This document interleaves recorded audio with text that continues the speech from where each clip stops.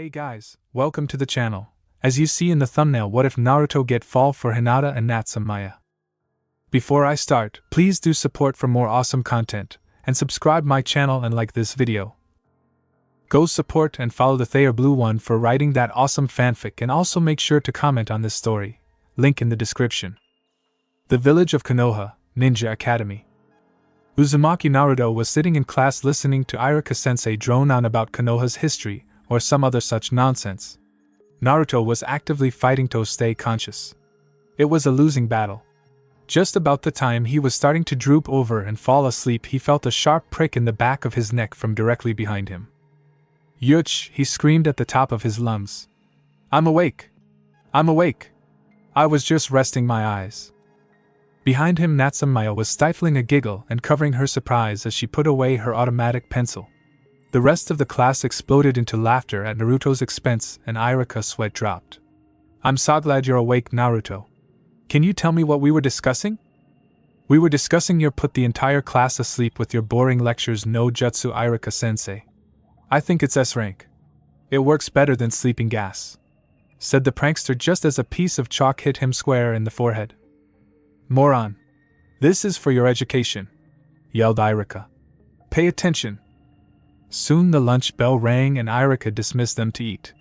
Naruto saw a chuckling Maya come over to Naruto. "Come of Naruto-kun. You can have lunch with Hinata-chan and I."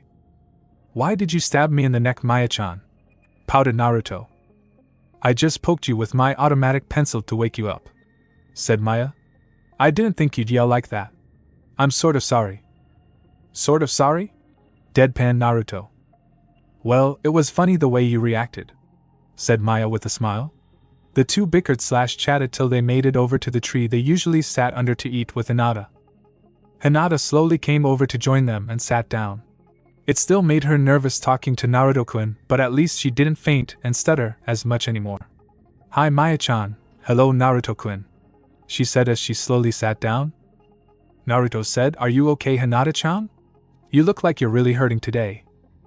Hinata nodded. "I just overdid it with my juken training last night. It's nothing to worry about. I already put some healing cream on it." Maya frowned. "You need to stop that and let your body heal, Hinata-chan. You've been pushing yourself way too hard." "I'll try," said Hinata sadly. Soon the three of them were discussing the day and Naruto's scream that would wake the dead, which even Hinata giggled at. Across the playground, Uchiha Sasuke was watching Natsume. He was currently surrounded by fangirls vying for his attention, and was ignoring them as usual. He'd carefully studied Maya as the years went by, and he found that she was both a prodigy and a very serious kunoichi. She was skilled with swords and owned an incredibly powerful nodachi called the Reiki that was exquisite. On top of that, she was beautiful with her long silver hair and already well-developed body that all the other girls were envious of. He wondered why Maya always sat with the shy Hyuga and the class clown Naruto. In Sasuke's eyes, she was ideal material to help him revive his clan.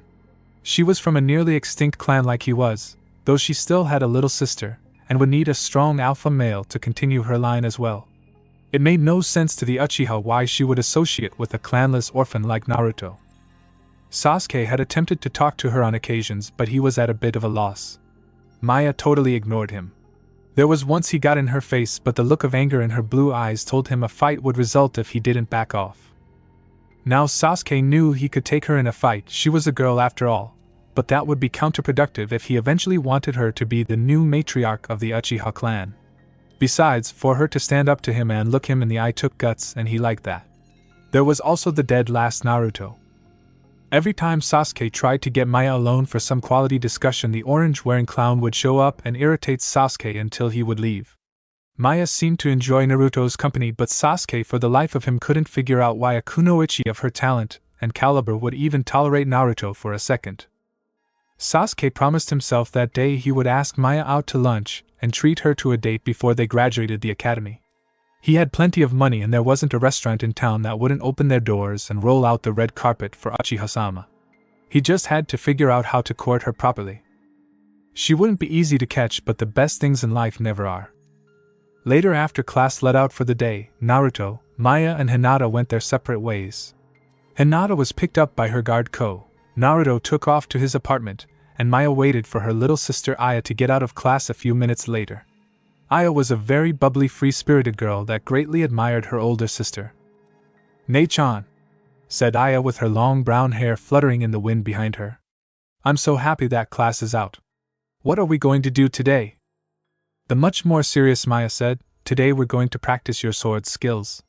You're doing well with the katana, but I want you strong enough to wield a nodachi like I do." "You think I can wield the Reiki someday, Nei-chan?" asked Aya. "I feel it called to me." Maya put her hand on her younger sister's head and said hollowly, "It called to Shin and I-san too, and we both know what happened.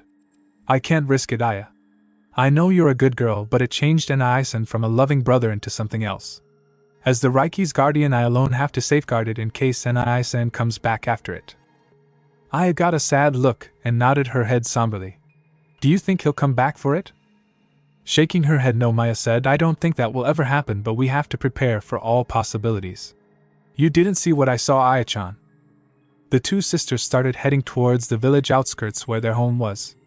Most people nodded in a friendly and respectful manner to the two girls, often addressing them as Sama. They were the last of a noble clan and were treated as such. It was difficult for two teenage girls to get by, but they did well enough.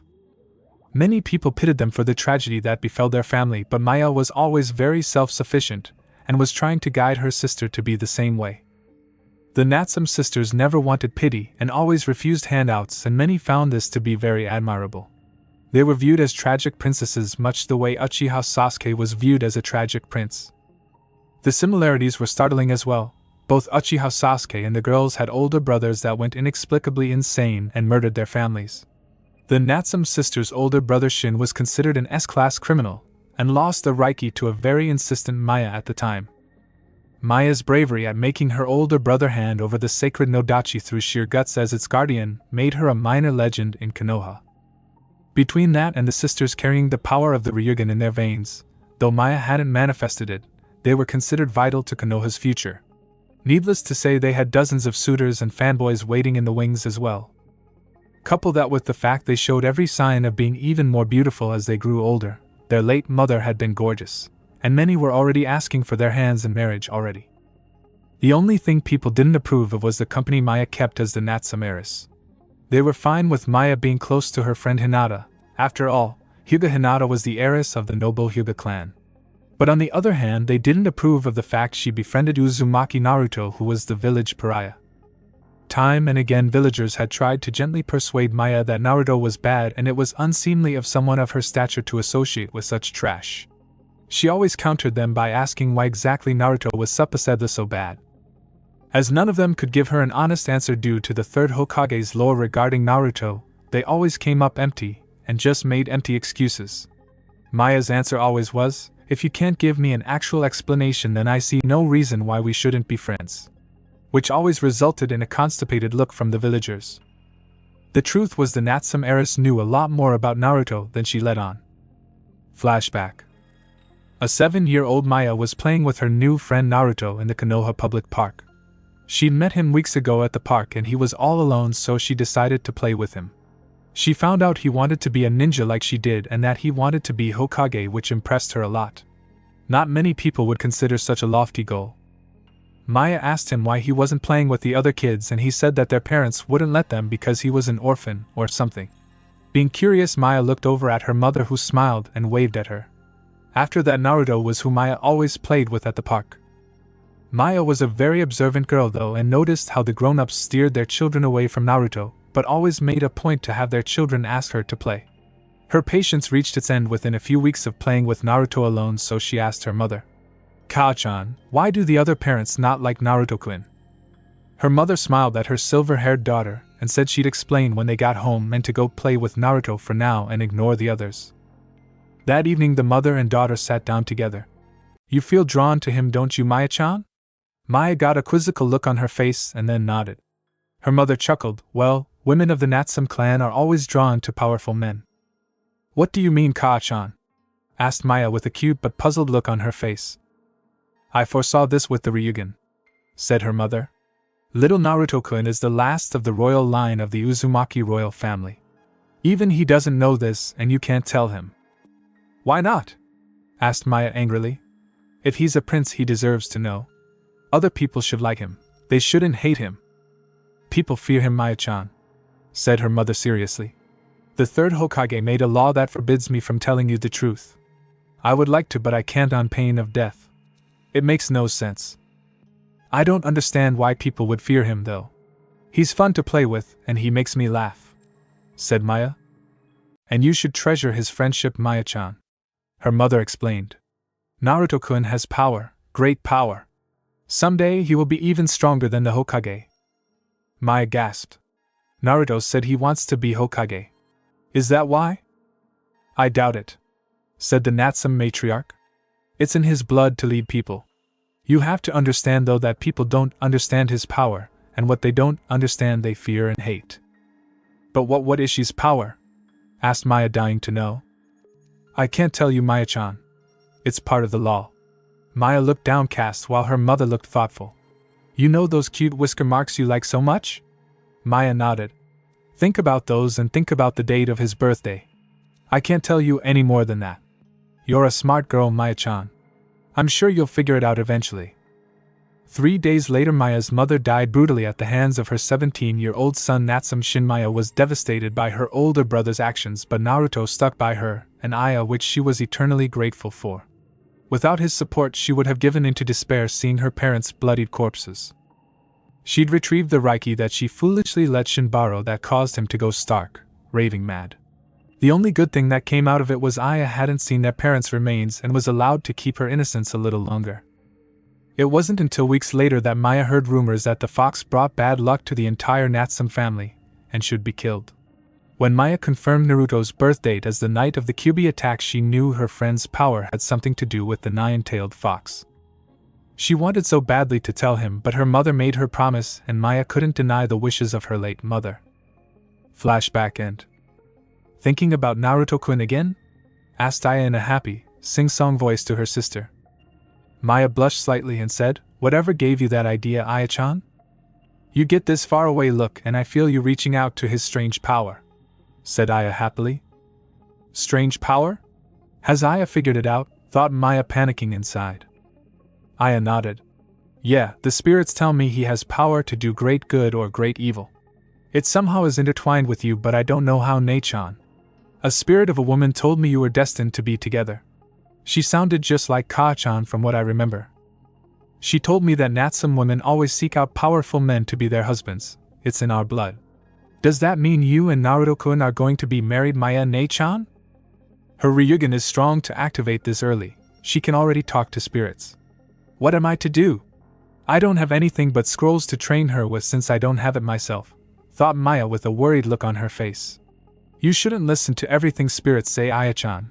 It could have been a joke she was making. I could tell she was serious, Aya said insistently.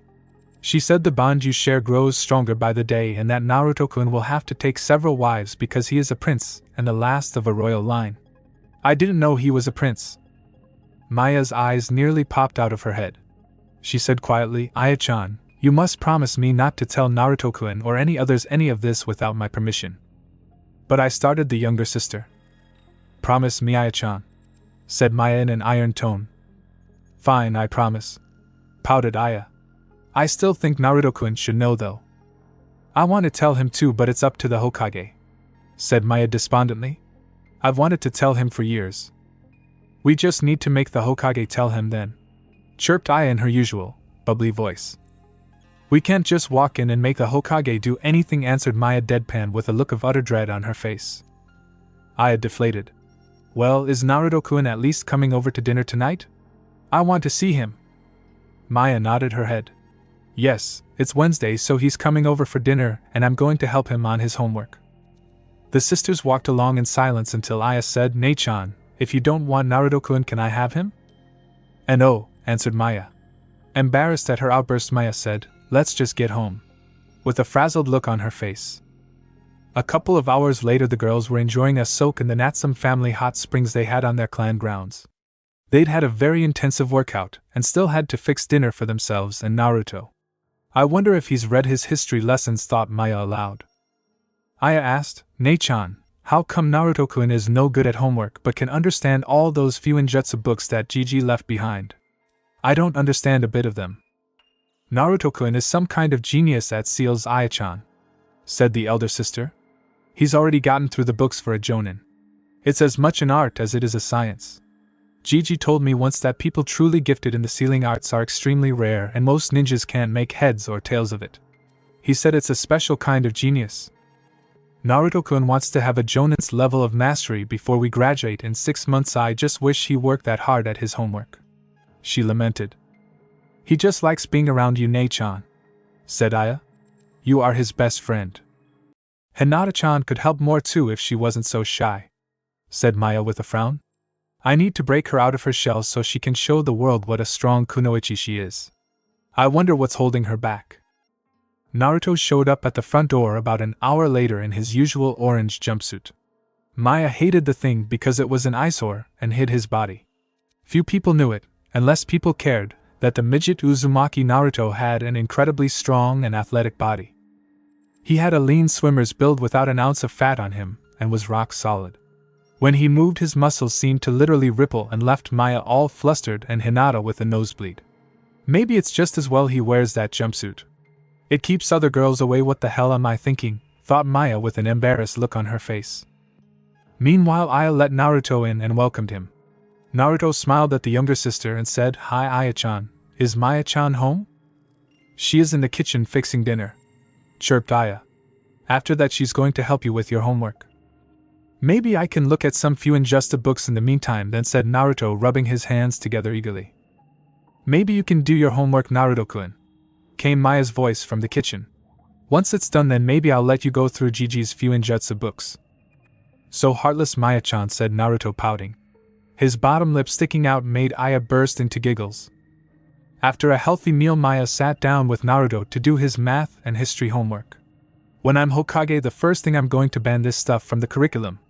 Ninjas are not mathematicians, he declared passionately as he battled his way through his math problems. Maya had figured out the secret to teaching Naruto, though. If she made it seem valuable to his ninja career, then he would do it. If that didn't work, she could threaten to hide her Gigi's few Injutsu books, but she didn't like doing that since Naruto got inconsolable when she had to resort to that.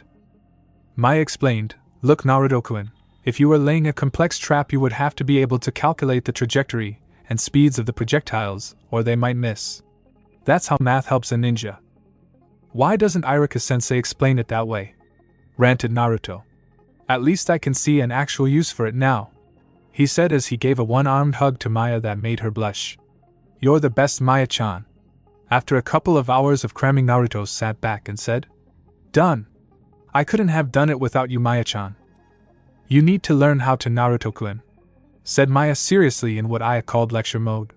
There's only 6 months till we graduate, and you still need to get down the clone jutsu and bring up your written test scores. Naruto said, But I can do all the practical stuff, Maya-chan. When it comes to spars or target practice, I'm one of the top scorers. If it wasn't for the bookwork.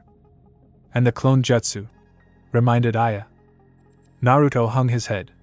I put my all into the clone jutsu and they still come out looking dead. What do you think I'm doing wrong? Maya sat with a contemplative look on her face. We need Hinata-chan to help.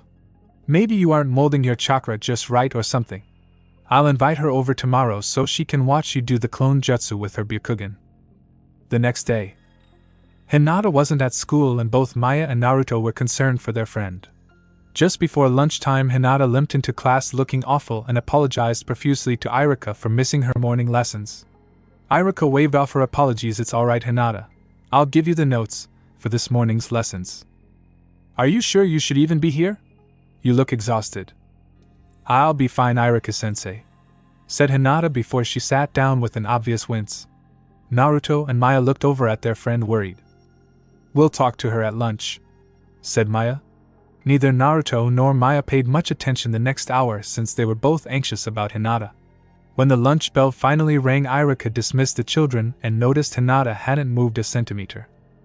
Naruto and Maya went up to both sides of her in her seat and tried to gently wake her up.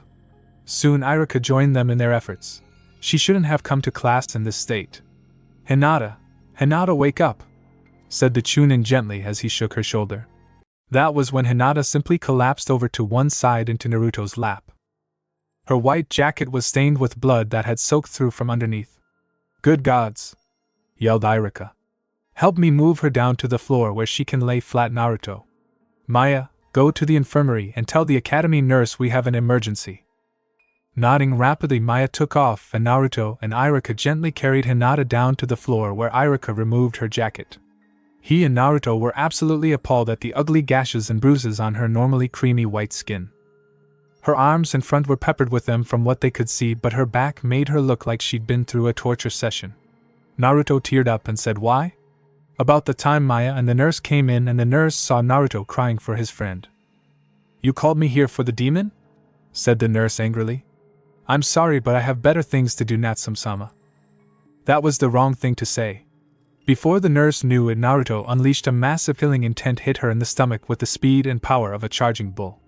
The woman coughed up some blood and fell to the floor in the fetal position before Naruto wrenched her up by the collar to stare into his furious, tear-filled eyes. "If you don't help Hinata-chan right now, you old bitch, I'll crush you so badly you'll beg me to kill you." Though Irika shared the sentiment, he said, "That's enough, Naruto. Let her go." Naruto glared at the nurse one more time before he dropped her unceremoniously to the floor. "Nurse Momoyo, I am appalled at your actions," said Irika coldly. "I thought better of you. I'm reporting you to the Hokage. If you don't do everything in your power to help the Hyuga heiress, so help me, I'll execute you for breaking the third law myself." The woman was gasping from the brutality of Naruto's blow, and wheezed out, "No, anything but that." Maya turned to Irika. "We have to take Hinata-chan to the hospital now." Irika said, "I hate to do this." He flared his chakra and yelled, "ANBU." 3 ANBU agents appeared seconds later. They were Cat, Bear, and Dove. When they arrived, they saw the school nurse wheezing in the floor, Naruto and Maya very upset over their friend, and Hinata's prone form in the floor, obviously injured. Irika stood before them at attention. "Report Chunin," said Cat in a commanding tone. "My student Hyuga Hinata reported in late for class today and collapsed," said Irika. "I believe she was beaten and or tortured by an unknown party given the severity of her wounds. This needs to be investigated in my opinion, and regardless she needs to be rushed to the hospital considering her injuries." Cat nodded and she motioned to Dove, who immediately started doing a medical diagnostic on Hinata's prone form. Dove soon said, "These are wounds caused by Juken strikes. I advise we take her to the secure ward under guard from her family. The severity of these injuries is such that I believe we would be doing a favor emancipating her from her clan. Take her to the secure ward and make sure every injury is documented," said Cat. "Note your views on possible emancipation to the Hokage in your report." Dove nodded and she vanished with Hinata in a body flicker. Cat looked at the still wheezing nurse and then at Irika. "What happened to her?" Maya spoke up. "The nurse refused to help Hinata-chan because she believed I brought her here to help Naruto-kun, or the demon as she called him, so Naruto-kun punched her in the gut." Both Bear and Cat stiffened. Irika-sensei said she broke the third law and threatened to kill her if she didn't help Hinata-chan. "I'd be interested in hearing about this law and how it pertains to Naruto-kun." Cat turned to Bear. "Take the nurse to torture and interrogation and inform Ibiki." Bear nodded and the nurse cried out pitifully as she disappeared with Bear in a body flicker. Cat glared at Irika behind her mask, making him gulp. Then she turned to Maya and said, "That is classified, Natsume-san. You are not allowed to speak of it by order of the Hokage." "But," started Maya. "Katane-chan is under the orders of the Hokage, Maya-chan," said Naruto. "Just do what she says. The main thing now is Hinata-chan's safety." Both Irika and Cat were impressed with Naruto's maturity in this matter. Irika knew he'd get a tongue lashing later, but was about to say he was proud of Naruto's mature manner of handling things. That when Naruto continued, "Oh yes, I am going to rake Hokage Gigi over the coals and he'll tell me everything I want to know, or I'll redecorate this entire village with every color of the rainbow. He'll talk unless he wants to do paperwork until the end of time." Maya and Irika's sweat dropped, but Cat was ridged with terror remembering the 72 hours of hell that happened the last time Naruto went on a rampage and they never were able to prove it was him.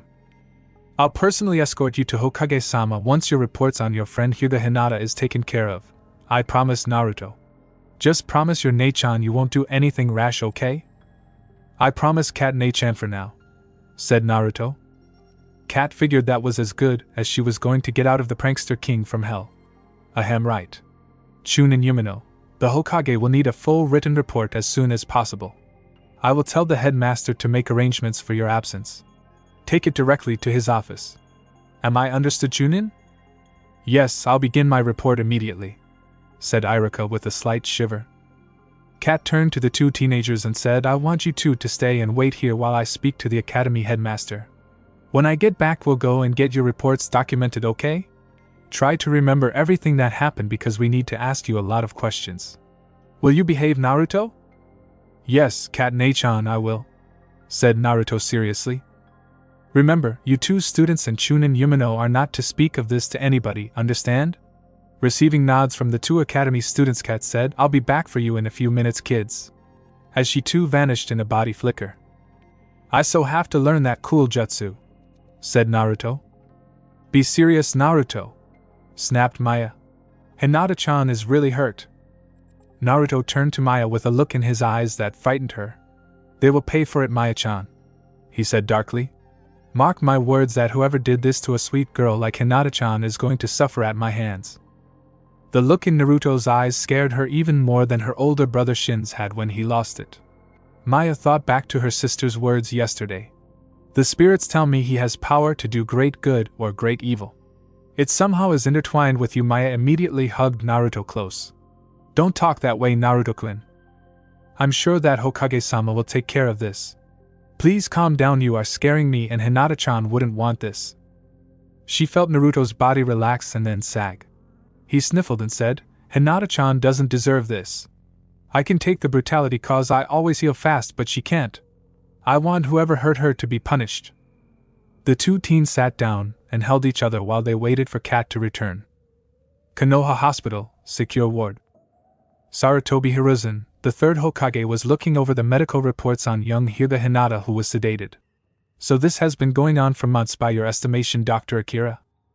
The grizzled old doctor nodded. This child has been systematically tortured in the same manner as Hyuga interrogators did in the Second Shinobi War. It appears she was healed through medical ninjutsu every time afterwards, but the signs are there. She must have an incredibly strong will not to have broken down mentally from the stress. We should keep her in protective custody from her clan. I'd like to find out who did this and do some exploratory surgery on them until they confess. To do this to a young girl is unthinkable. The only positive thing I've found out is she wasn't sodomized or raped. We need to call in a Yamanaka, preferably a Noichi. Have all her physical wounds been documented, Akira? Asked Sarutobi. Yes, Hokage-sama. I personally saw to that. Short of an autopsy, which I think we would have been doing soon had this not been discovered, I'd done everything possible to examine her and documented everything, answered the doctor with a look of disgust on his face. Sarutobi nodded. I want your best people to heal every physical injury she has, Dr. Akira. Clan laws or not, I will not tolerate this kind of abuse to young Hinata. I assure you heads will roll for this atrocity. And my request for Inoichi? Asked the doctor. Granted, said the Hokage in an iron tone. As soon as he finishes mind walking those responsible for this crime, I will send him your way. ENBU headquarters. Naruto and Maya were being questioned about their friend Hinata and her recent behavior. Kat was used to dealing with Naruto, so she gently explained that everything he could remember about Hinata's recent behavior would help in catching who was responsible. She also assured both children multiple times that Hinata was under the best care possible, and the Hokage was personally involved. They were taken to separate rooms to be interviewed. Naruto was pleasantly surprised when he saw who was interviewing him. Anko-chan, he said excitedly. Boy, am I glad to see you. I can actually trust you to write down the truth. Anko and Naruto had known each other for years due to their ongoing war as to whether ramen or dango was the true food of the gods. This had resulted in many prank wars, but most importantly, they trusted each other very deeply. Neither one of them gave a damn as to what the general population thought of them, and Anko often helped Naruto with his taijutsu and evasion as she beat him into the ground. She'd also helped him with his weapons training, and the two had grown close, although the ramen/dango war was still going strong. I'm glad to see you too, Blondie, said Anko. I heard your friend Hinata you told me about got hurt pretty badly. I need you to tell me about it as a witness. Don't leave anything out, but don't exaggerate either. This needs to be the absolute truth because this is a legal document for the Hokage. It's just like a ninja report you would give as a ninja once you graduate. Now tell me when you started noticing things were wrong with Hinata. Naruto nodded somberly and said, well, starting about 6 months ago Hinata-chan started coming to the academy really sore and said it was because she was practicing her juken training so hard, but Maya was with Kat, who more or less explained things as Anko had to Naruto. She could tell Maya was very nervous being inside ANBU headquarters, unlike Naruto, who was a regular because of his pranks. That kid has balls of steel. He even called our head of torture and interrogation Ibiki-chan right to his face, and he never admitted to anything even after hours of interrogation. Admittedly, we didn't go all out on him because he's a minor, but still. Kat-san? Did you want me to tell you what happened? Asked Maya, wondering why the cat-masked woman was staring off into space. Kat blushed under her mask. Sorry, I was lost in thought. I need you to tell me when you first noticed anything different about Hinata at the academy. Maya looked thoughtful and said, after our midterms Hinata-chan seemed shyer than normal and wasn't doing as well in spars. She slowed down a lot. Before long she started coming and hurting and said she'd overdone it sparring at home. I told her she needed to give her body time to recuperate, but it progressively got worse. Now I think she's been being abused and has been hiding it. Hyuga compound. What do you mean Hinata-sama is missing? We haven't had time for our medics to treat her yet. Find that girl at all costs, yelled a main house member with a panicked look on his face as branch house members scattered in a fearful flurry of activity. Hanabi poked her head around the corner. Heal her? What happened to Hinata-ne? She thought, puzzled. Kat-san? Did you want me to tell you what happened? Asked Maya, wondering why the cat-masked woman was staring off into space. Kat blushed under her mask. Sorry, I was lost in thought. I need you to tell me when you first noticed anything different about Hinata at the academy. Maya looked thoughtful and said, after our midterms Hinata-chan seemed shyer than normal and wasn't doing as well in spars. She slowed down a lot. Before long she started coming and hurting and said she'd overdone it sparring at home. I told her she needed to give her body time to recuperate, but it progressively got worse. Now I think she's been being abused and has been hiding it. Hyuga compound. What do you mean Hinata-sama is missing? We haven't had time for our medics to treat her yet. Find that girl at all costs, yelled a main house member with a panicked look on his face as branch house members scattered in a fearful flurry of activity. Hanabi poked her head around the corner. Heal her? What happened to Hinata-ne? She thought, puzzled. Chapter 2. The village of Konoha, secured hospital ward. Hyuga. Hinata awoke feeling the pain that had racked her body for months was completely gone. She didn't understand it. The Hyuga healers were always instructed to do just enough for her to get by. When she left for the academy this morning, she'd been in agony. The last thing she remembered was listening to Irika-sensei's lecture. Where am I? Thought the young heiress.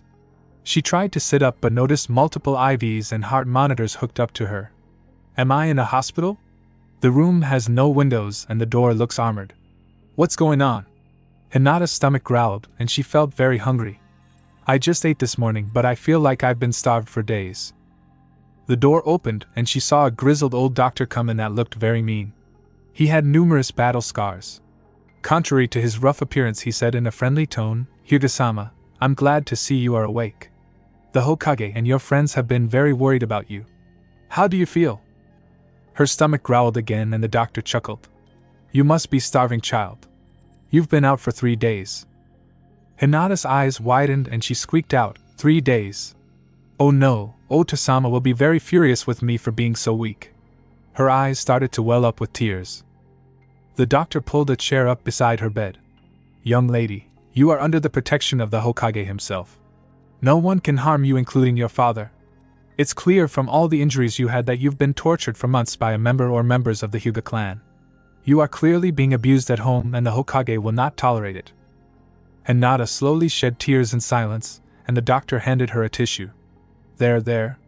Your friends Uzumaki-san and Natsume-sama have all but broken down the doors to see you and make sure you are all right. We haven't let them in because you needed to rest. It took 3 days to heal all of your wounds and purge the poisons from your body. Poisons? Asked Hinata with a gasp. The doctor nodded. Yes, very slow-acting poisons that caused cardiac muscle degradation. We caught them early enough that they caused very little damage, but eventually you would have suffered heart failure. But why, doctor? Pleaded Hinata. Doctor, Oh, where are my manners? I'm Dr. Akira. I work for the Hokage personally. You don't have to worry about your heart though. As I said, there was very little damage, and my medical staff has already fully repaired your heart muscle. You are going to be fine with a little exercise. My clan-me-owned family tried to kill me, said Hinata in anguish. The betrayed look on her face nearly broke Akira's old heart. Dr. Akira gently hugged her and said, Let it all out, little one. He spent the next hour holding the distraught girl as she cried her eyes out. Even though she was hesitant to name the names of those who tortured her at first, the identities of all those involved soon spilled out. The emotionally exhausted girl soon fell back to sleep, having worn herself out crying. Dr. Akira laid Hinata back down and adjusted the wires on her monitors so she could rest quietly. He silently exited the room and turned to his right where an ANBU agent was. Did you get all the names? He asked gruffly. The ANBU nodded and said, I recorded each and every one of them, doctor. As he handed Akira a list. I'm taking this to Hiruzen personally, ANBU, said Akira. If she wakes up again, have a nurse bring her some food. The poor girl must be starving. If she asks, tell her I went to see the Hokage. Hokage Tower. Sarutobi Hiruzen was puffing on his pipe as he read the names of 26 members of the Hyuga clan that Hinata listed. He looked up at Akira and said, And young Hinata endured more torture than most prisoners of war because they threatened her little sister Hanabi's life? Yes, Hokage-sama, said Dr. Akira. I might add that Hinata's late mother died of heart failure extremely young. I want her body exhumed for a full autopsy. The aged Hokage had a look of pure anger etched across his face. ANBU Commander Dragon report, he said as he flared his chakra in a pattern. Mere seconds later, an ANBU with a dragon mask appeared kneeling before the Hokage. How may I serve you, Hokage-sama? Asked the ANBU commander. Rise, dragon, said Hiruzen as he held up the list of names. I want every Hyuga on this list locked up in ANBU headquarters for interrogation later. I want Hyuga Hayashi brought directly to me by force if necessary, and Hyuga Hanabi in protective custody. Take her to see her sister Hinata. You have your orders? Dragon asked. And if they resist? With the exception of Hayashi and Hanabi, kill them if necessary. Maiming is acceptable too if that gets the point across. Understood, Hokage-sama, said Dragon as he vanished in a body flicker. Sarutobi sat down and pulled some imported sake out of his bottom drawer. Sit down and have a drink with me, Akira. We have a long night ahead of us. The two older men sat and drank in silence. Hyuga compound. It was about 10 that night when the ANBU struck. The 7-year-old Hanabi was terrified when she was awakened by her caretaker Natsume and was told to go with ANBU by orders of the Hokage. She wanted her daddy or even Natsume to go with her, but the ANBU named Dove said, Would you like to see your sister Hinata? Hanabi nodded with a tear-streaked face. Hinata had been missing for 3 days. I want to see Nei-chan. Dove patted her head and vanished with Hanabi in a body flicker. Natsume was left standing there very worried about Hanabi-sama. She turned to Dove's partner Bear. ANBU Bear-san, what is going on? She asked. Bear towered over Hyuga Natsume and said, By orders of our Hokage, Hyuga Hanabi has been taken into protective custody. It is good that you were cooperative, Natsume-san, because lethal force was authorized in this matter. With that, he went to join the other ANBU at the gates of the Hyuga compound, leaving a shivering Natsume behind. Hokage Tower. Hyuga Hayashi was hustled into Hiruzen's office and forced to sit in a chair. His long black hair was in disarray, and he was still wearing his silk pajamas. He was lucky the ANBU even let him get his house slippers. The look of fury etched on his face melted away when he looked across the desk at a very angry Hokage. The killing intent from the old man made him gasp. Hayashi felt like a genin again, looking into the enraged eyes of the god of shinobi. He saw Dr. Akira was there too, who used to be the head of the hospital. Hiruzen said calmly, Do you know why you're here, Hayashi? Because if you do, your 2 daughters will soon be orphans. Hayashi's Byakugan eyes widened in fear. His usual stoic mask was gone. I have no idea why I am here, Hokage-sama. Hiruzen nodded and said, Your eldest daughter Hinata has been in protective custody the last 3 days for Juken strike wounds received not unlike those we used for torture and interrogation during the Second Shinobi War. We estimate she's been being tortured for around 6 months, judging by the reports from her classmates and the evidence of her unhealed wounds. Hayashi blanched. That is absolutely preposterous. Hinata would have told me. That's assuming you weren't involved in her torture, said Akira as he tossed Hinata's medical files in front of Hayashi. Please enlighten the Hokage, and I as to how you didn't notice your own daughter being in this state, Hayashi. Hayashi was about to retort, but Hiruzen cut him off. Take a good look at every picture of the wounds on your 16-year-old daughter's body when she arrived at the hospital 3 days ago.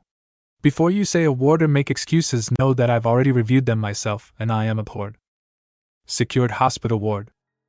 Inbu Dove came in holding Hanabi still in her sleeping yukata, and knocked on Hinata's door. They heard a nurse reply, "You may enter." Dove sat Hanabi down, and the little 7-year-old who recoiled at the cold tile on her bare feet, but peered in the door when it opened. There she saw Hinata finishing off her own weight in food, judging by the plates piled up on the cart. Once Hinata awakened a second time, her appetite could no longer be denied. Hanabi cried out, "Nei-chan," as she ran to her sister's bedside. Hinata was surprised to see Hanabi there. "Hanabi-chan, what are you doing here?" "The Hokage ordered that she be taken into protective custody as well given the situation," said Dove. "I thought you two might like to see each other." "Thank you," said a grateful Hinata as Hanabi tried to scale the gurney to get in bed with her big sister. "Hold it, young lady," said the nurse as she pulled Hanabi back. "Hinata-san was badly injured, so she's hooked up to a lot of equipment. Let me unhook it and I'll set you up on the bed, okay?" "It's alright, Hanabi-chan. Just be patient a moment," said Hinata gently. Hanabi nodded and saw the nurse unplug the 4 and the heart monitors. "Here we go," said the nurse as she lifted Hanabi up on the bed with her big sister. After Hinata thanked the nurse, Hanabi hugged her big sister and started shedding tears. "I've missed you so much, Nei-chan." Hokage's office. Hayashi sat there devastated and hoping it was all a bad dream. His daughter Hinata had been systematically abused and was being poisoned to death before his very eyes, and he hadn't even noticed because he thought she was just a weakling. The reality was she was sick and injured and wouldn't tell anybody because they threatened Hanabi. But there was worse yet to come. Dr. Akira said the poison in your daughter's system was designed to degrade the cardiac muscle, so it would appear that Hinata died of a weak heart. As I recall, that's what your wife Himawari died of. I checked the records and it seems you never brought Himawari to our regular staff for examination because the Hyuga had their own doctors. Quite a coincidence, wouldn't you say? The proud clan had buried his head in his hands and let out a weak no before the tears came forth. Hiruzen said, "I'm having your late wife's body to be exhumed from the Hyuga mausoleum as we speak for an autopsy. If she was murdered, you had better have the names of the medical staff that treated her, Hayashi. That's an order from your Hokage." "First Himawari-chan and now Hinata-chan, how could I be so blind?" lamented Hayashi through his tears. The regret etched on his face was unheard of for the normally proud clan head. That young lady was the picture of suffering when they brought her in here. Hinata must have a will of solid steel to have endured all that to protect her little sister she loves so much, growled Akira with a look of disgust on his grizzled face. "Maybe if you actually gave a damn about your daughter you would have noticed, Hayashi." Hayashi sat up and yelled, "I love my daughters dearly," through his bloodshot, tear-filled eyes.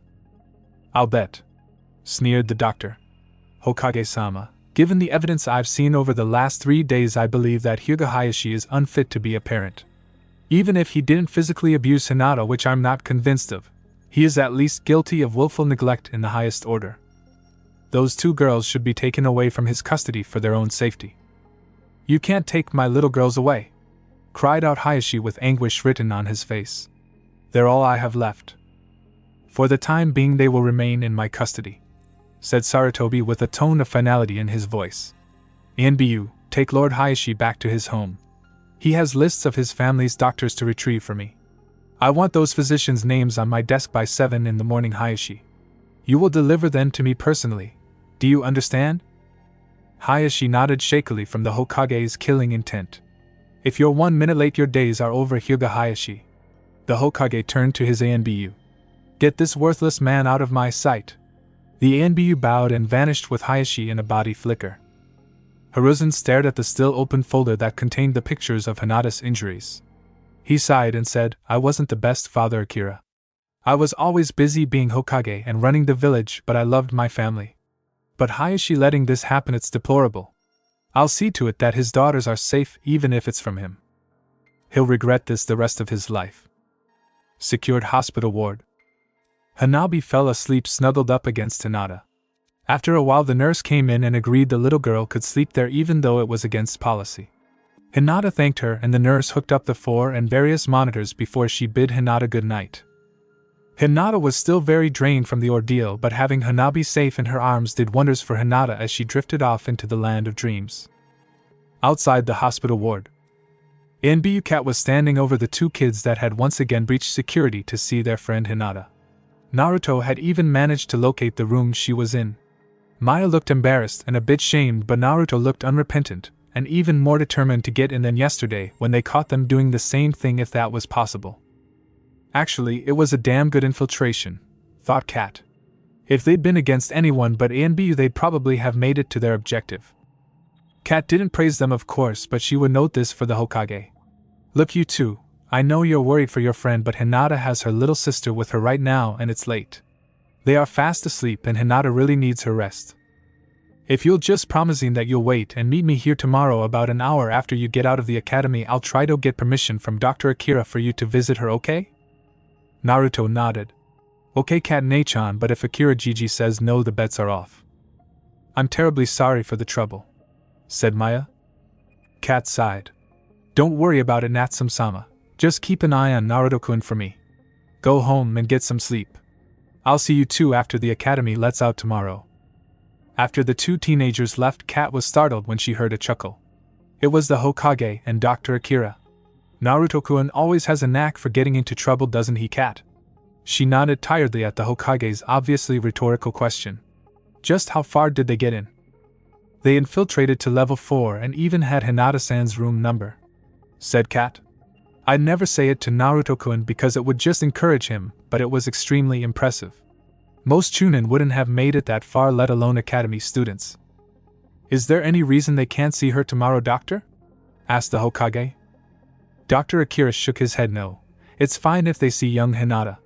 It would probably do her spirits a lot of good.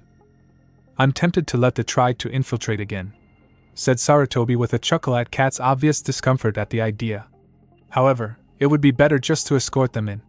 I'll leave that to you, Cat. By the way, were they caught before or after the security seals went off on level 3? Asked Hiruzen with amusement in his voice. That's just it, sir. The seals didn't go off, explained Cat. We found that Naruto-kun bypassed all 6 seals somehow. It was the same on level 4. If he and young Maya hadn't been seen by the door guards, they would have made it in. Natsume Maya admitted they were waiting for another 20 minutes for the shift change to occur. I don't know how they bypassed the seals, learned about our shifts, or figured out where Hyuga Hinata's room was to begin with. If it weren't for the fact they were 16-year-olds, I'd say they either have an inside person or a listening device. It's kind of scary. The Natsume clan home. I'd say they either has an inside person or a listening device. It's kind of scary. Naruto and Maya were listening to a seal Naruto had on the floor attuned to the seal he'd added above the entrance to the secure hospital ward. Naruto pondered aloud, Maya-chan, I think they're onto us. Do you think that listening seal I planted yesterday was too obvious? Maya's sweat dropped. Naruto-kun, no one but some kind of seal master could detect that listening seal you made. They might figure out you're listening, but they won't know how you're re-listening. On the other hand, you knocking out those security seals with counter seals could be an issue. How do you plan to explain that? Their security seals were just Chunin level, said Naruto dismissively. Anyone could get by those easily. Maya frowned. No, not just anyone could. Most people give up on Fuinjutsu early because their brains get scrambled looking at the diagrams and formulas. But it's so easy, Maya-chan, said Naruto. It's a hell of a lot easier than our academy textbooks. Besides, it's fun inventing new seals. With seals you can do anything. Seeing this argument was going nowhere fast, Maya changed subjects. What about the third's law about you and that woman breaking it by calling you a demon, Naruto-kun? I spoke to Gigi, and he said we would discuss it after Hinata-chan's situation was resolved, said Naruto. Sounds like he's just blowing you off, Naruto-kun, Maya said dubiously. You could be a princess something for all you know. You should ask him. Sure, I'll ask him. If Hokage Gigi doesn't give me the answers I want, he knows of the consequences. Naruto said menacingly. Consequences? Asked Maya. You mean your plan for painting the whole village every color of the rainbow? Oh no, Maya-chan. That's what I'll do if he upsets me, said Naruto with an evil chuckle. If he really makes me mad and lies, I'll redecorate the Sarutobi compound as a brothel and paint every grown male in the Sarutobi clan as a male courtesan and post advertisement signs all over the village, he said with his face growing more and more maniacal as he spoke. You do realize that you could be jailed or executed for that? Asked Maya with a flat look on her face. They have to be able to prove I did it, Maya-chan. I've looked into the laws. I will admit nothing, said Naruto with a tone of finality. Maya got a shiver down her spine knowing what Naruto said was true, and had to stifle a giggle at the mental image of the Hokage in geisha makeup. Naruto grinned and said in a sing-song voice, You're smiling inside, Maya-chan. I can tell. You want to see a bunch of male Sarutobi courtesans, don't you? And no, it's improper. I would never think such a thing, denied Maya with a giggle she tried to hide in vain. Well, if you won't admit it, then I'll have to resort to the Uzumaki Naruto tickle torture, declared Naruto. Soon the whole compound was filled with laughter as Maya begged Naruto to stop. He finally did after she admitted a bunch of male Sarutobi courtesans would be hilarious. She finally managed to flip Naruto over and she was straddling his waist. Now it's time for revenge, Maya said, cackling evilly. That's when Aya came out of her room rubbing her eyes sleepily. Nei-chan, practice your seduction training on Naruto-kun tomorrow or in your room. You're being very noisy and I'm trying to sleep, Aya said as she went back to bed. Both Naruto and Maya blushed red as a tomato and leapt away from each other. It is getting rather late, I'd better head home, stuttered Naruto nervously. Just use the spare bedroom and crash there, stammered an equally flustered Maya. After they both said goodnight, both Naruto and Maya went to bed in their respective rooms, and Maya dreamed about Naruto, while Naruto dreamed about swimming pool-sized bowl of ramen with Maya and Hinata in it. Next morning, Konoha Ninja Academy. It seems the Hyuga princess isn't here again. I guess she's too good for the academy, said a purple-haired girl sarcastically. Maybe she's dropped out since she's done so poorly of late. The girls' friends laughed. You right, Ami? Someone so spoiled isn't ninja material. Maya got in Ami's face. She never liked the bullying purple-haired girl anyway. You'd better shut up about Hinata-chan before I kick your ass, Ami. Ami cringed, but one of her lackeys named Fuka said, You and what army, cockroach girl? Just because you so-called nobles stick together doesn't mean you're so tough. Fuka didn't notice Ami waving her hands no in the background. Cockroach girl? I thought everyone outgrew making fun of my bangs, said Maya in reference to her unique bangs that stuck up like antennae. I guess I'll have to teach you girls a lesson when we spar this afternoon. Sasuke was sitting at his desk brooding as he watched Maya talk to some of his fangirls. Secretly, he was pleased to see the beautiful Maya was going to put these commoners in their place. Frankly, Maya was superb in combat regardless, but it was only natural for her to be at the top of the pecking order given her noble blood. He sometimes wondered why Hinata wasn't the same, but the girl was simply too timid for his tastes. Besides, there had been bad blood between the Hyugas and the Uchihas for generations. Much to the Uchiha heir's disgust, he saw Naruto come over and start talking to Maya eagerly, and saw her lovely blue eyes light up and immediately smile. What does she see in that orange-wearing idiot anyway, thought Sasuke.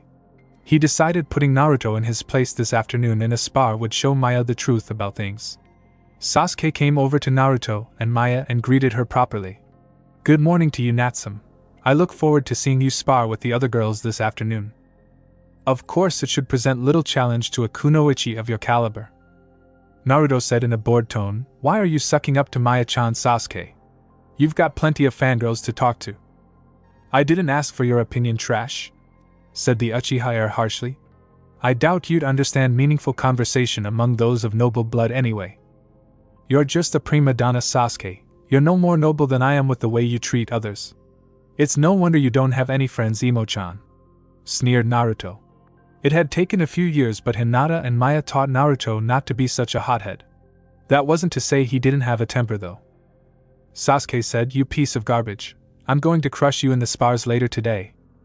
Naruto got a bloodthirsty smirk. Is that a challenge, Sasuke-chan?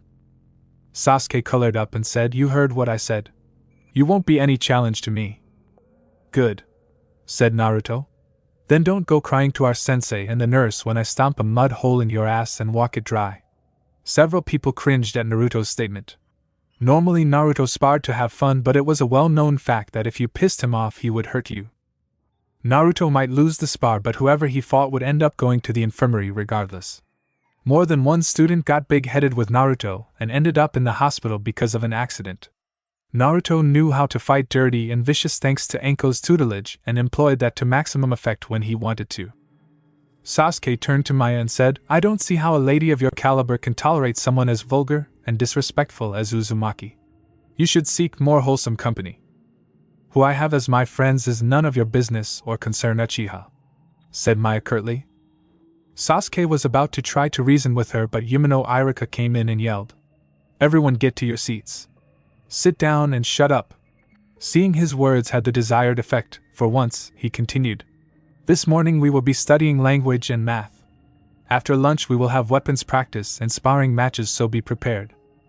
Half of the class cheered when they heard that they were sparring later.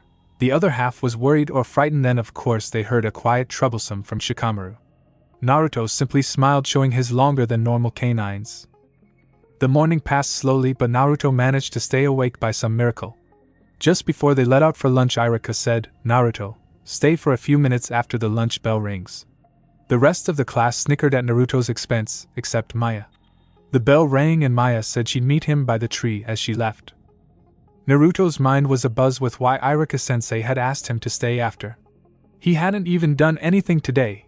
He wondered if Iruka suspected he was the one that chloroformed Mizuki-sensei last night. Dyed his hair hot pink and shaved a reverse mohawk on his teacher's head before varnishing it all for proper preservation. Then he doused Mizuki in cheap women's perfume so he smelled like a whorehouse. Naruto would deny everything. Coming down the stairs, Naruto asked innocently, What did I do wrong, Iruka-sensei? Iruka smiled at his favorite student. You didn't do anything wrong, Naruto. I mean, your grades aren't so hot as usual, but I noticed in the past year your handwriting has changed from barely legible chicken scratches to absolutely beautiful calligraphy. I know you're doing the writing and not cheating or anything, but I just wondered why. Naruto made an O shape with his mouth and said, I'm studying Fuinjutsu and your handwriting has to be perfect for it. If it's not, the seal won't work properly, so I practice my calligraphy every single day. Iruka was shocked.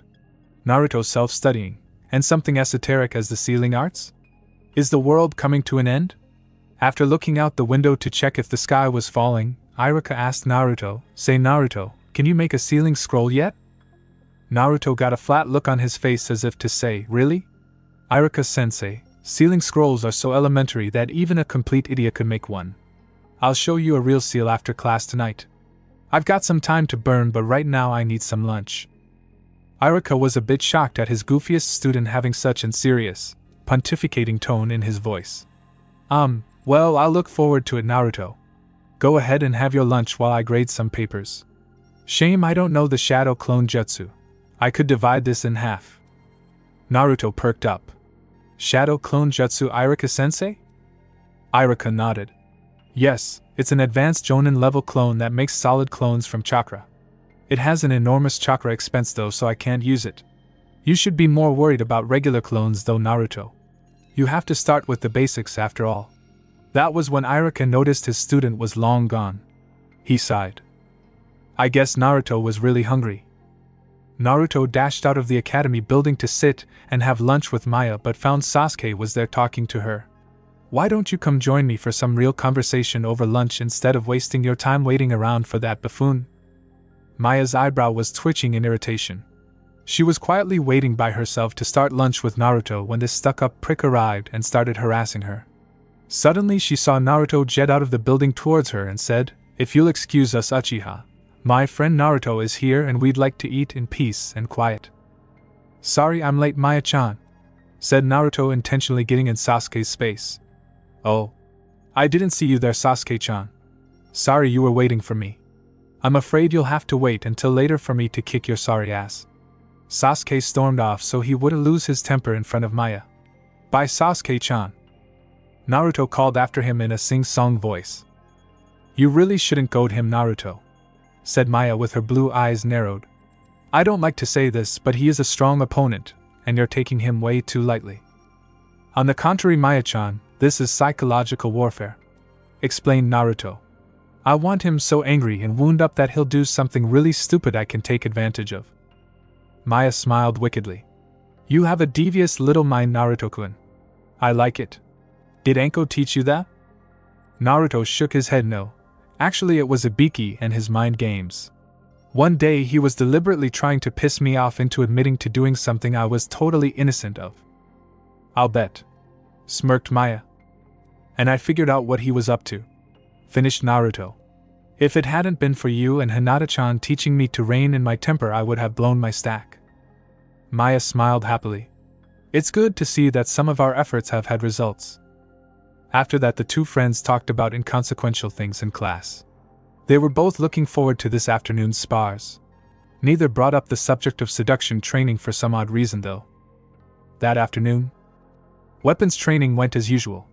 Maya got a perfect score and Naruto got 8 out of 10. Irika just shook his head. If Naruto brought his scores and his bookwork up, he wouldn't have the title of dead last. On the other hand, Irika really was interested to see if Naruto really knew Fuinjutsu. Oh well, I'll find out soon enough. Irika secretly hoped Naruto really could do Fuinjutsu well. It was a rarely practiced art, and it would make him a valuable ninja to Konoha.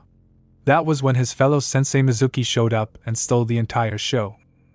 Mizuki had been at the hospital all morning and woke up with his hair completely spiked and hard as a rock, dyed hot pink, and with a nicely shaved path down the center of his head. He'd been horrified and tried to wash it only to find the high-gloss finish on his head was 100% waterproof. He tried to cut it with scissors, but it was too strong. His girlfriend Tsubaki came by to check on him, and smelling the cheap perfume on him, Mizuki couldn't get rid of the scent for the life of him, assumed he'd been in the red light district last night when she tried to call him, and left crying thinking he'd cheated on her. The truth was he was under the effect of chloroform at the time while Naruto gave him a makeover. She swore never to trust him again, and that they were over. Then Mizuki went to the hospital where they tried every chemical known to man to remove whatever was in his hair. It got even worse because none of the hospital staff could keep a straight face at his ridiculous appearance. They pulled several of his hairs out by the roots, that hurt like a motherer, and soon identified the glossy stuff on his head as chakra-enhanced spar varnish, which was rock hard once it set up and was used to waterproof the hull of a ship to keep it from corroding. Hours later the doctors gave up removing it, and had to cut his hair with wire cutters and scrubbed his head raw to get the stuff off of his skin. Now the teacher's head was completely red from all the scrubbing and he was sporting a hot pink buzz cut. It was the best they could do without pulling all his hair out by the roots, with a reverse mohawk down the middle. The doctors also said he shouldn't wear a hat because the UV rays from the sun would help to break the varnish down. The final indignity was he had an allergic reaction to the gallon of cheap perfume he'd been soaked in, and now had a rash. They'd given him a shot, but he still had to deal with infernal itching from hell, and he still smelled awful. Who would have thought that his marking Naruto's tests down intentionally would lead to such suffering? He hadn't counted on Naruto, Hinata and Maya figuring it out. His entire class exploded into laughter when Mizuki arrived, and he was further humiliated. Kiba nearly got sick from the smell of the perfume, and Naruto gave him a thumbs up on his new look. When Irika lost it and burst into laughter, Mizuki turned back around in a rage and left the way he'd entered. I don't need this shit, he screamed to the heavens. Once the class finally got their laughter back under control, Irika-sensei included, they decided to start the afternoon sparring sessions. He went to the hospital where they tried every chemical known to man to remove whatever was in his hair. It got even worse because none of the hospital staff could keep a straight face at his ridiculous appearance. They pulled several of his hairs out by the roots, that hurt like a motherer, and soon identified the glossy stuff on his head as chakra-enhanced spar varnish, which was rock hard once it set up and was used to waterproof the hull of a ship to keep it from corroding. Hours later the doctors gave up removing it, and had to cut his hair with wire cutters and scrubbed his head raw to get the stuff off of his skin. Now the teacher's head was completely red from all the scrubbing and he was sporting a hot pink buzz cut. It was the best they could do without pulling all his hair out by the roots, with a reverse mohawk down the middle. The doctors also said he shouldn't wear a hat because the UV rays from the sun would help to break the varnish down.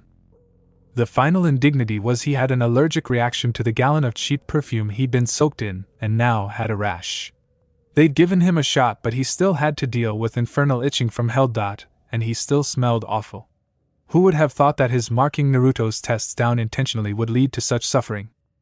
He hadn't counted on Naruto, Hinata, and Maya figuring it out.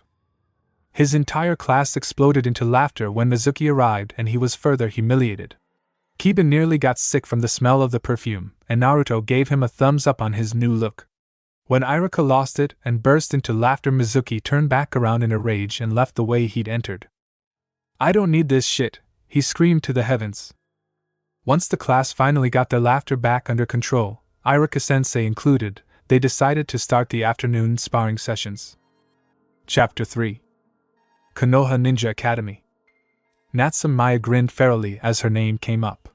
She'd already challenged Ami and knew if the girl bully backed out she would lose all of her credentials and the respect of her little gang. Maya had watched over the years as Ami's group had picked on Haruno Sakura because of her forehead and attempted to pick on Maya herself because of her cockroach bangs she inherited from her grandmother.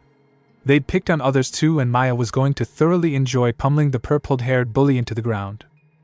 She knew she was being a bit petty on her part, but there was no way Natsume Maya was going to let them badmouth her friend Hinata-chan while she was injured in the hospital. Iruka called their names and Maya's blue eyes glinted with malice. She smiled as she saw the fear in the eyes of Ami. "Oh yes, I'm going to enjoy putting this little Sasuke fanslut in her place."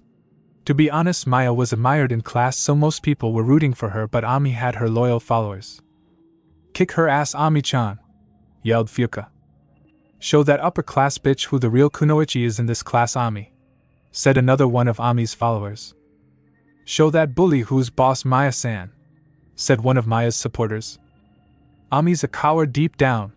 You can beat her, Maya-san," yelled Yamanaka Ino. Ami looked at Naruto for a second, and he mouthed, "Crush her, Maya-chan." That was all Maya really needed. Ami was frightened but put up a brave face. Maya decided to take a page from Naruto's book and said, "I hope you have good medical insurance cause you're going to be in the hospital a while." The purple-haired girl said, "I am not afraid of you, cockroach girl. I'm going to mess up that pretty face of yours." Ami sounded more like she was trying to convince herself than actually threaten Maya. Sasuke simply nodded to himself sagely. It was a foregone conclusion that Maya would easily defeat her opponent. After all, she's a noble, he thought smugly. Maya assumed her family stance, the Natsume Gaoshinryu, while Ami assumed the Academy standard stance. Iruka was a bit surprised. Maya usually uses the Academy style or a variation of it.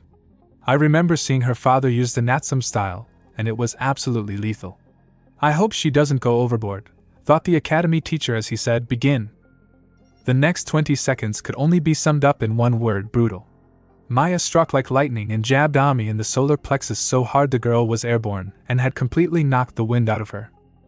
It would have been over after that, but Maya kept Ami from flying out of the ring by grabbing the girl's shoulder and bringing her back down to earth roughly. After a 15-hit combo, Ami was coughing up blood and about to collapse like a puppet with its strings cut, but Maya landed a brutal scissor kick on the other girl's chin that literally sent her flying out of the ring. When Ami landed in a lifeless heap, she actually even bounced once from the landing impact. Ami never got a single offensive move off, and most of the students couldn't follow the fight due to the speed involved, though both Naruto and Sasuke could. Maya landed gracefully in her opening stance, and then made the sign of reconciliation.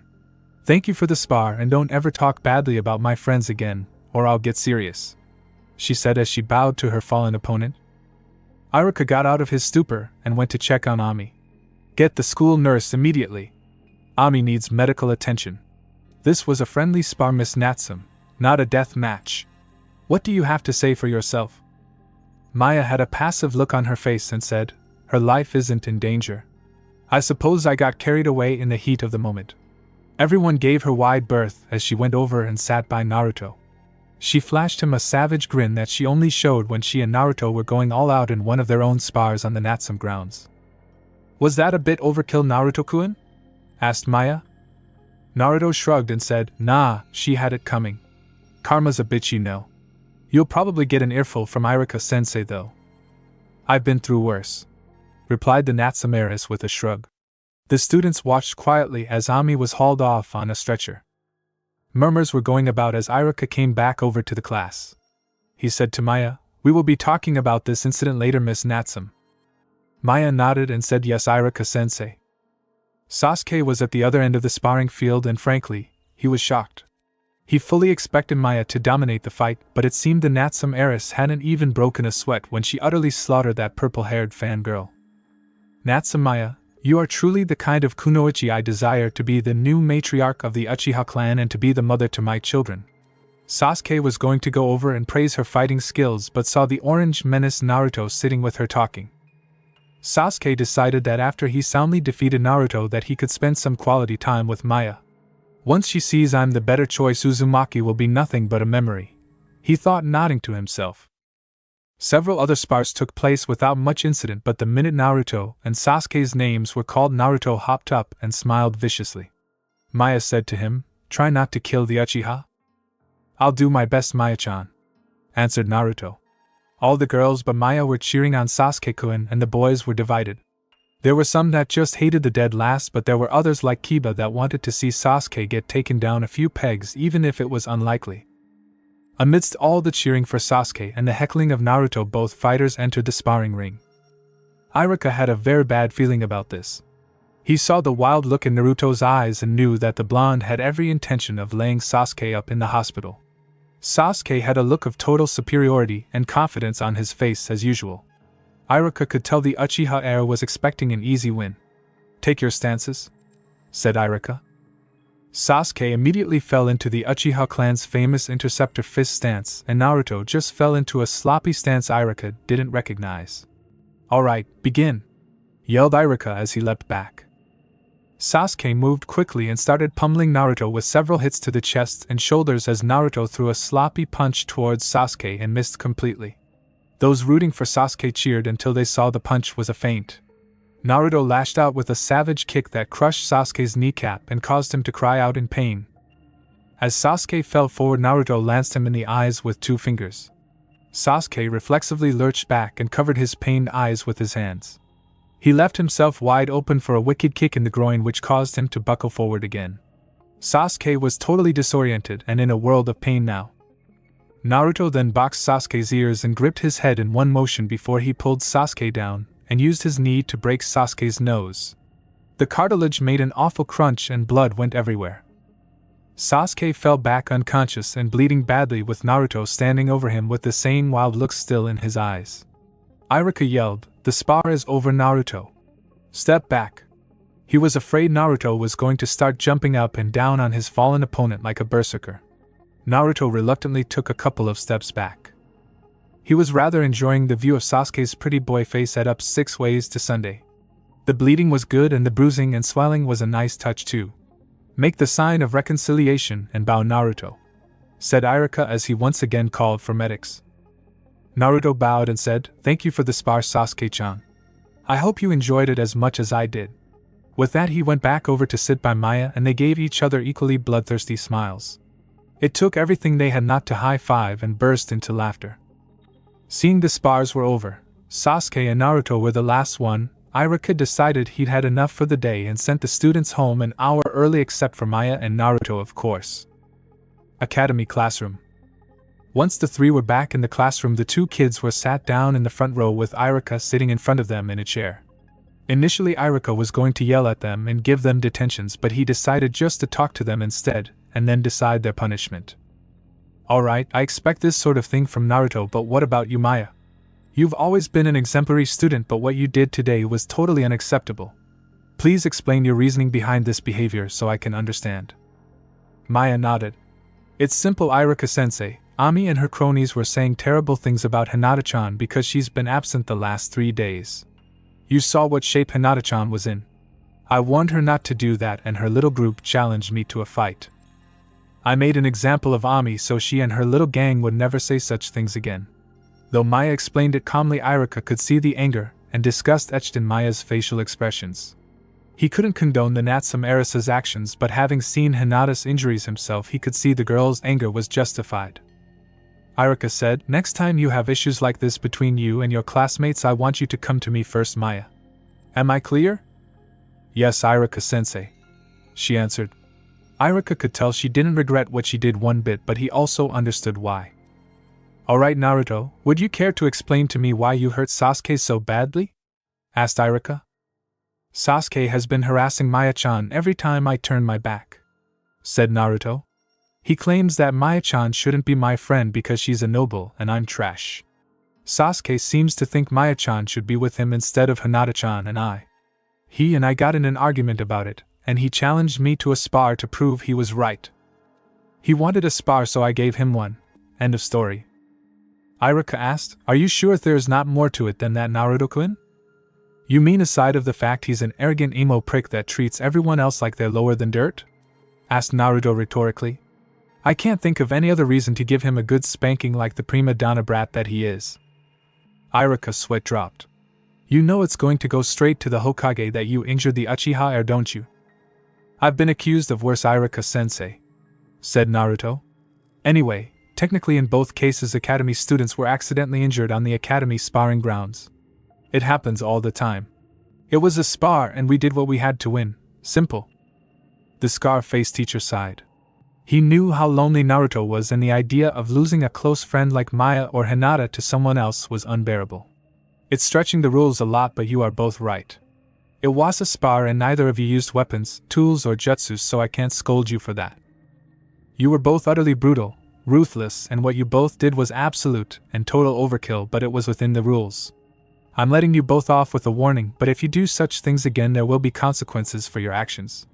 As far as the world's concerned, you both served a detention with me. It's been a long day and frankly I don't want to be here any longer than I have to be, understand? You're the best, Irika-sensei, said Naruto as Maya happily nodded in agreement. Do you want to come visit Hinata-chan with us tonight? I'd like to, but I got a call from a friend who's really upset, said Irika. I can't believe Mizuki cheated on a nice girl like Tsubaki. I promised to go see her after work, so I can't go. Please say hi to Hinata for me and give her my apologies. He pulled out his wallet. Tell you what. Go to the Yamanaka flower shop and pick up a bouquet for her from all three of us. I'll give this to you, Maya, because Naruto might accidentally buy ramen with it. He chuckled.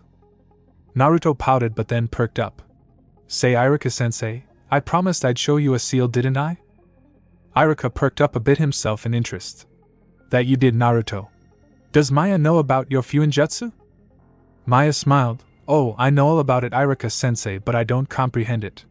Naruto-kun is some kind of sealing genius. A sealing genius, eh?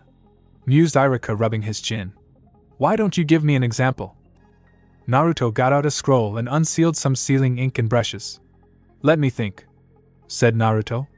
I've got it. Let's get the chalkboard shiny clean, Maya-chan. Maya nodded and the two scrubbed one of the three chalkboards spotless. Irika was really puzzled now. The concept of Naruto cleaning a chalkboard without being forced into it at kunai point was a completely alien concept to the teacher. After it dried for 5 minutes, Naruto said, Now it's ready. He quickly grabbed his ink and brush and rapidly painted an intricate seal on the chalkboard, and once it dried he charged it with chakra and said seal. The intricate design vanished before Irika's eyes and Naruto said, Okay, let's graffiti this sucker. Naruto unsealed a can of orange spray paint and decorated the chalkboard with some choice profanity before Irika had time to react. What the hell are you doing, Naruto? Yelled Irika as Maya burst into a fit of laughter. She patted Irika's hand and said, It's okay, Irika-sensei, just watch. The hyperventilating instructor forced himself to be calm.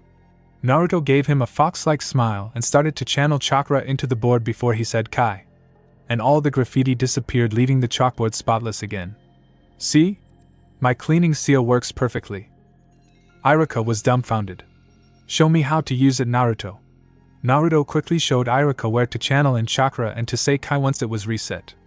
Irika quickly drew some squiggles in chalk on the chalkboard and then channeled chakra and said Kai. Then he repeated the process with permanent marker, then spray paint. Irika was laughing wildly when he finished. Naruto, where did you learn this magical seal? The sensei asked with a look of depravity in his eyes. You're really creeping me out, Irika-sensei, said Naruto at the desperate man's face. It's not magic, it's Fuinjutsu. But where did you learn it? Asked the crazed teacher. Naruto simply stated, I didn't learn it, Irika-sensei, I invented it. as he sealed up his sealing supplies. You invented it? Asked the now delirious Iruka. Well, yeah, said Naruto. I was scrubbing my bathroom floor, and when I got done I thought, there must be an easier way, so I invented a seal to do it for me. You can do anything with seals. It just takes some imagination and creativity. All the hardwood floors in my house have them, Iruka-sensei, said Maya. It's a real lifesaver. Iruka said with wide eyes, people would kill to have these seals to clean with Naruto. This is pure genius. Can anyone duplicate it? I've got it triple encrypted so even the Hokage couldn't duplicate it, said Naruto nonchalantly. Someone might be able to make a counter seal and remove it, but duplicate it? No way. We have to see the Hokage and get it patented, Naruto. You could become filthy rich with this seal, said Iruka enthusiastically. What about all the others I've created for around the house? Asked Naruto. The scar-faced teacher asked. You have more you've invented? How many are there? About 70, give or take, said the blonde. But those are just the ones I've proven. I've probably got just as many in the test stage. My gods, whispered Iruka. This is an S-class secret. We have to see the Hokage right now. Iruka picked up Naruto under one arm like luggage and took off for the Hokage tower with Maya hot on his heels yelling for him to wait up. Naruto was screaming, "Put me down!" An abduction, the whole way as he was being tossed about like a sack of potatoes. When they made it to the Hokage tower and found out the Hokage was out, Iruka's adrenaline rush came to an end and he sat down in a chair breathing heavily. Naruto patted Iruka on the shoulder. There, Iruka-sensei. I can get us in to see Hokage Gigi tomorrow. Maya-chan and I need to go see Hinata-chan and buy flowers, and you need to see your upset friend, remember? Alright Naruto, but remember this is an S-class secret, whispered the tired Iruka. Okay, S-class, got it, said Naruto as he and Maya quickly departed. Once they were outside, Naruto said, let's go back to the academy for Aya-chan, and then we'll buy some flowers and head to the hospital. Right, said Maya smiling. See, I told you you're a Fuinjutsu genius. You just need to listen to me more, Naruto-kun. You know I'm always right. Naruto just rolled his eyes and trailed along behind her. Hyuga compound. Hyuga Hayashi was desperate. There were now 48 members of the clan under arrest, and the autopsy proved his beloved Himawari was murdered. Most of the Hyuga medical staff was locked up, and the whole compound was in turmoil. Hayashi decided to reach out to the one person he felt he could trust in this dire situation, his estranged mother Hyuga Hanako. She'd divorced his, currently jailed, father, and she hadn't spoken to Hayashi since his twin brother Hisashi died. As far as Hayashi knew, the only family members she spoke to were Hinata, Hanabi, and Niji. She was close to them, and Hayashi hoped she would help him. Knocking on her door, Hayashi waited for a moment, and then heard her say, "You may enter, Hayashi-sama." Hayashi cringed at her cold tone. He longed to hear her call him Hayashi-kun in her warm motherly voice again. He entered and saw his mother was fit and slim as always and still very beautiful. You'd never guess she was in her 60s. The Hyuga clan had just stood there a few moments before his mother said, "Did you have a reason to come here, or did you just come to stare at me after all these years? If it's the latter, please leave." Hayashi schooled his thoughts and said, "Ka-san, I desperately need your guidance. Please talk to me." Hanako turned around with her Byakugan active and stared impassively. "You will address me as Hanako-san. I am no longer your mother, Hayashi-sama. If you need advice, why don't you go see your beloved father you adore so much? He should be easy to find. He's in jail after all." Tears started rolling down Hayashi's face and he said, "Please talk to me, Ka-san. My family is in peril and you are the only one I can trust with this information." Hanako was shocked to see her son openly weeping but remained impassive. She poured herself some tea but didn't offer any to Hayashi. "I don't know what's going on, but I will listen. Tell me what the issue is." "Himawari-chan was murdered, Ka-san. They tried to kill Hinata-chan as well," said Hayashi with a sob. "My heart is shattered and my little girls are in protective custody even from me. The Hokage is threatening to declare me an unfit parent and take them away from me. I can't bear the thought of losing them. Please help me, Ka-san. I'm begging you." "Hinata-chan thinks you hate her anyway for being too weak," said Hanako coldly. "What difference does it make if they take her away from you? It would probably do the child wonders. Why would she think that? She is my precious daughter and I love her, said Hayashi.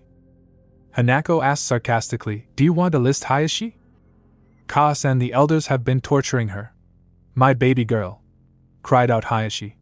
Hinata-chan stayed quiet because they threatened Hanabi-chan's life. The elder council and the medical staff have been horribly abusing my little girl and I didn't even know it. The Hokage's personal doctor said he'd seen prisoners of war that weren't as injured as Hinata-chan. My poor angel has been suffering horribly, and I don't know what to do. Hanako was shocked. Hinata-chan hadn't seen her recently, but given it was her final year at the academy, she figured her granddaughter was simply too busy. Closing her eyes for a moment, Hanako said, start from the beginning, Hayashi, and leave nothing out. I want the full truth from you. Hayashi spoke to his mother for hours, telling her about Himawari's death and the horrid things that Hinata had to endure. He basically laid his soul out to bear. Hanako listened quietly and asked questions when appropriate. Finally, Hanako said, the answer is obvious, Hayashi. Both Himawari and Hinata-chan hated the caged bird seal with a passion and wanted to abolish it. They were a serious threat to the status quo and the elders wanted to eliminate them. The medical staff probably was coerced into helping. Why didn't Hinata-chan come to me though? Asked Hayashi. I'm her father, for God's sake. Hanako shook her head. It's probably because she thinks you hate her and would punish her even more. Given your cold attitude towards her, it's no big mystery. She might have thought you authorized the torture sessions yourself. But I would never start it, Hayashi. Given the way you've treated her like a hated stepchild for years, do you really think Hinata-chan would believe your words, Hayashi? Asked Hanako. You've done an awful job of raising my granddaughters and the clan has only made it worse. I wish I could fix this for Hinata-chan's sake, but it may be too late. But I love my daughters dearly, said Hayashi with a broken look on his face. It's in the Hokage's hands now, said Hanako. All you can do is testify that you'll change your ways when you plead your case to him. Hayashi just nodded, sadly losing his brother, and then his wife nearly broke him. If he lost his daughters too, he didn't know if he would be able to keep living. Yamanaka Flower Shop. Maya and Naruto were looking for flowers after they dropped Aya off at home. Normally Naruto wouldn't have been seen dead in such a place, but he was determined to make Hinata-chan happy, and he knew she loved flower pressing. Ino was talking to Maya at the counter. So Hinata has been in the hospital all this time? Why didn't you tell everyone? Asked Ino. We were ordered not to at the time, explained Maya seriously. We are still under orders not to tell why she is in the hospital. You don't need to be spreading it around either unless you want to end up like Ami. Ino blanched as she remembered Ami being hauled off on a stretcher earlier that day looking more dead than alive. I won't tell a soul, she quickly blurted out. Good, said Maya with a smile. I'd hate to have to mess you up, Ino. You're a generally nice person even if you have awful taste in men. Sasuke-kun is not awful. He is handsome, smart, and dreamy, defended Ino. He also treats you like pond scum, chimed in Naruto. You and his other fangirls must be gluttons for punishment with the way he treats all of you. Who are you to talk, Naruto? Asked Ino. You're a midget and a troublemaker and you hurt Sasuke-kun badly earlier today. I won't forgive you. Naruto narrowed his eyes. Not that I'm asking for your forgiveness, but you might recall he challenged me to a spar. Training accidents happen all the time. He'll live. Well, I'm going to visit Sasuke-kun after work and console him. You should come with me, Maya, said the Yamanaka heiress. No thanks, said Maya. The Uchiha might get the impression I actually give a damn. Besides, I hate to break it to you, Ino, but the only person Sasuke will ever have with is his ego. That's just cruel, Maya. He just needs the right girl to soothe his troubled soul, said Ino as she rang up the bouquet. Believe what you want, Ino, said the Natsume heiress. Thanks for the flowers. Ino nodded, no problem. Please tell Hinata I hope she's okay. We'll do that, said Naruto. Later, Ino. As the pair exited the shop, Ino thought to herself, what is it Maya and Hinata see in Naruto? Is there more to him than being the troublemaking dead last? Sasuke-kun is so much better. Oh well, less competition for Sasuke-kun's heart. Konoha Hospital, secured ward. As Anbu Cat led the two kids, Naruto noticed the security seals had an extra failsafe on them and chuckled. He could easily bypass that too. You know, if you kids had just shown a little patience and restraint, I would have been able to bring you in without all the drama of your attempted break-ins, said Cat. Naruto grinned mischievously. It's okay, Cat Nei-chan. We didn't want you Anbu to be bored, so Maya-chan and I thought visiting late at night would liven things up a bit. Cat just sweat dropped. Knocking on Hinata's door, Cat said, May we enter, Hinata-san? Hinata's voice echoed from within. Yes, feel free to enter. The door opened and Hinata saw her friends and said joyfully, Naruto-kun, Maya-chan. I'm so happy to see you. Naruto brought in the bouquet. Here, Hinata-chan, these are from Maya-chan, Irika-sensei and I. I'm so glad to see you're doing better. We've been worried sick about you. Hinata smiled and smelled the flowers before she the bouquet down.